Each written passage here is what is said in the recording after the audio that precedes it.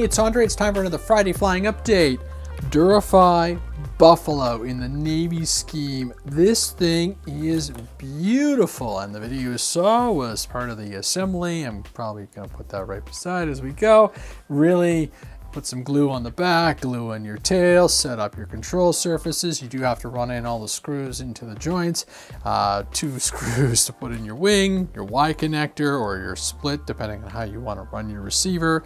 What I'm really impressed with is it comes with another canopy, which means FPV. So I'm probably going to put in a 6 to 8 channel receiver into this thing so I can have it. Obviously it's 4 channels unless you split the ailerons and you need 5, but a 4 channel would just be just fine for your basic aileron, elevator, rudder, and motor control.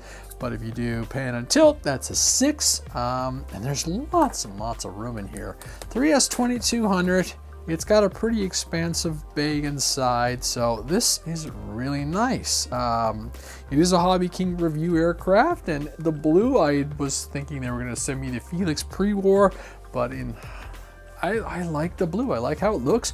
And one of the neat design touches is, besides the skids on the bottom, is these 2 thumb handheld parts. So when you chuck it, so I always have my remote in my right hand and chuck with my left, and off we go. So FPV has a really good possibility of being a lot of fun. You will need a magnet. They don't include the magnet for the FPV hatch, but you know, like, why not? I mean, this is something I was going to do with my old T28, but this is even better because belly landings. It's a 10-inch prop, takes a 3S2200, so I'm going to run some of my my graphenes and my older A specs. All I have to do is just finish setting up all the control surfaces and a little bit of gluing, and we're going flying tomorrow. So I'm kind of excited about that. Finally, some decent weather in March. Holy smokes!